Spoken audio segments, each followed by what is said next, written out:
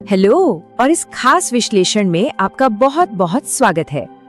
आज हम एक ऐसे विषय पर बात करने वाले हैं जो न केवल दिलचस्प है बल्कि सच कहूँ तो हमारे पूरे जीवन और पर्यावरण का आधार है।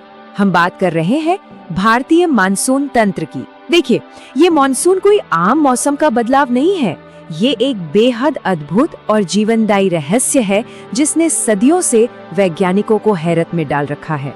तो चलिए बिना वक्त गवाए सीधे मुद्दे पर आते हैं। आज के इस सफर में हम सबसे पहले मानसून शब्द की जड़ों तक जाएंगे, फिर इसके प्रमुख सिद्धांतों को डिकोड करेंगे। उसके बाद हम चिरसम्मत तापीय सिद्धांत, हमारी गर्मियों और सर्दियों के मानसून और अंत में इस थ्योरी की कुछ बहुत ही हैरान कर देने वाली कमियों पर बात करेंगे। आइए शुरुआत करते हैं एकदम बेसिक से। ये मानसून शब्द आखिर आया कहाँ से? आपने मौसम शब्द तो जरूर सुना होगा, राइट? दरअसल मानसून की जड़ें इसी अरबी शब्द मौसम से जुड़ी हैं, जिसका सीधा सा अर्थ होता है सीजन यानी ऋतु। लेकिन मजेदार बात यह है कि समय के साथ इस शब्द का इस्तेमाल उन खास हवाओं के लिए होने लगा जो हर 6 महीने में अपनी दिशा पूरी तरह से पलट लेती हैं। जी हाँ, दिशा का ये पलटना ही मानसून की सबसे बड़ी पहचान है। अब जरा इतिहास के पन्नों को पलटें तो ये जानना बहुत ही अद्भुत लगता है कि हवाओं की इस तरह दिशा बदलने की सबसे पहली जानकारी एक अरबी यात्री अल मसूदी ने दी थी। और यही बदलती हुई हवाएं हमारे भारत में बारिश का सबसे बड़ा, बल्कि यूं कहें कि इकलौता सबसे अहम स्रोत हैं। इन्हीं की बदौलत हमारी खेती और पूरी अर्थव्यवस्था को सच में एक जीवनदान मिलता है।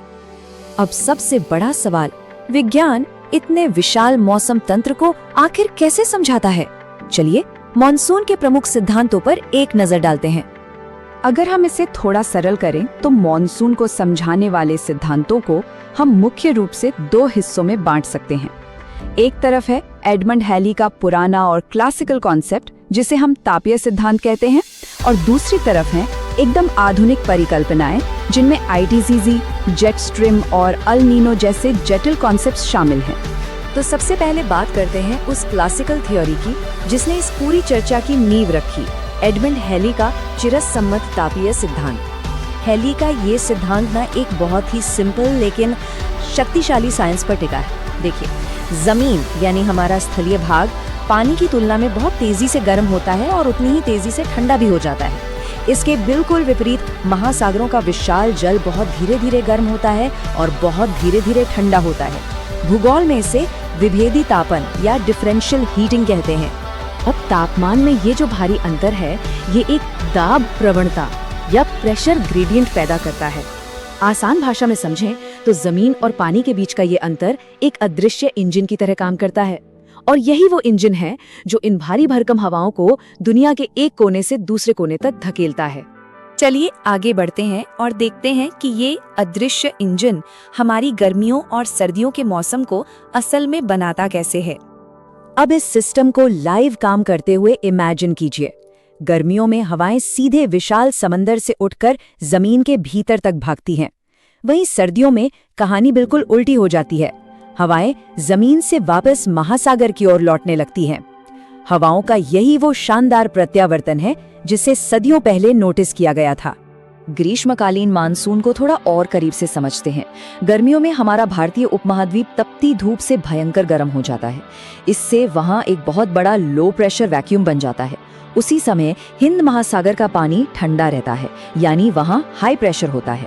अब प्रकृति तो हमेशा खाली जगह को भरना चाहती है, राइट? इसलिए समंदर से नमी से भरी हवाएं इस खाली जगह को भरने के लिए सूखी जमीन की ओर दौड़ पड़ती हैं, और यही हवाएं भारत में झमाझम बारिश करवाती हैं। लेकिन सर्दियों में क्या होता है? सर्दियों के मॉनसून के दौरान जमीन बहुत तेजी से ठंडी हो जाती है, जिससे वहां हाई प्रेशर बन जाता है। दूसरी तरफ हिंद महासागर का पानी अब भी गर्म रहता है, यानी वहां लो प्रेशर होता है। तो हवाओं की दिशा पूरी तरह पलट जाती है।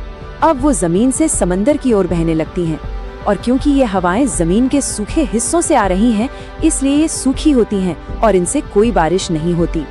पर रुकिए, प्रकृति में हमेशा कुछ न कुछ सरप्राइज होता है। यहाँ एक बेहद दिलचस्प अपवाद है।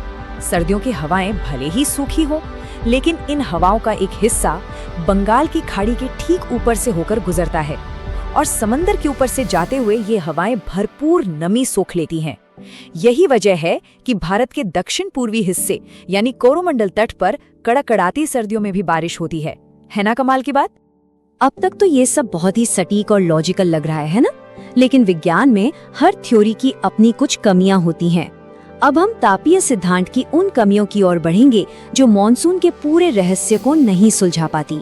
इस क्लासिकल मॉडल की सबसे बड़ी कमियों पर जरा गौर कीजिए। सबसे पहला और बड़ा सवाल, अप्रैल और मई में हमारी जमीन सबसे ज्यादा गर्म होती है, भयंकर लो प्रेशर होता है, तो फिर उन महीनों में बारिश क्यों नहीं होती? दूसरा, अगर सब कुछ सिर्फ तापमान पर टिका है तो मानसून के आने की कोई एक फिक्स डेट क्यों नहीं है? और तीसरा, हर साल बारिश की मात्रा इतनी अलग क्यों होती है? कभी सूखा पड़ जाता है तो कभी बाढ़ आ जाती है। तापीय सिद्धांत इन अहम सवालों पर आकर बिल्कुल चुप हो जाता है।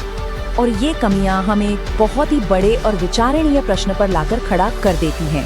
अगर तापीय सिद्धांत अधूरा है तो इस मॉनसून का असली गेम चेंजर कौन है?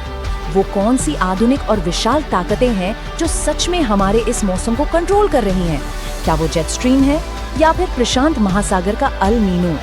इस गहरे और दिलचस्प सवाल के साथ हम आज के इस विश्लेषण को यहीं विराम देते हैं। हमारे साथ जुड़ने और इस रहस्य को डिकोड करने के लिए आपका बहुत बहुत शुक्रिया।